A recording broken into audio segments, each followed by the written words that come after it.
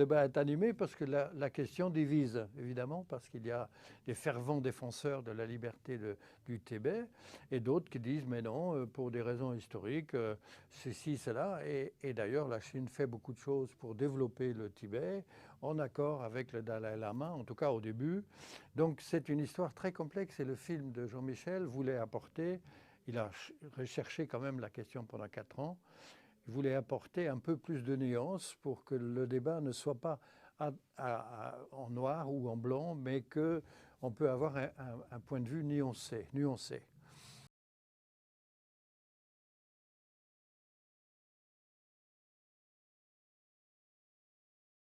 Et il y a 2 raisons à cela. La première, c'est un peu plus difficile par les temps qui courent pour les cinéastes indépendants chinois de faire leur travail. Et ce n'est pas évident à trouver des films que j'ai envie de montrer. Et deuxièmement, il y a de plus en plus une insertion du cinéma indépendant documentaire chinois dans le cinéma documentaire du monde. Donc il y a des coproductions. Et du coup, il y a 2 films de coproduction qui sont bien faits par des Chinois, mais qui ont été faits avec des partenaires à l'étranger. Donc c'est une tendance générale qui se reflète dans l'édition de cette année.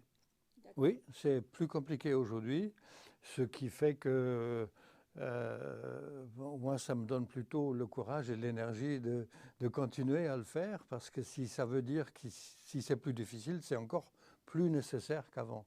Parce qu'une des choses, un des objectifs depuis que j'ai lancé ce festival, c'était aux Européens de mieux comprendre la Chine et aux Chinois indépendants de donner une fenêtre en Europe de leur travail. Parce que si les cinéastes indépendants n'ont pas de retour du public, où vont-ils aller?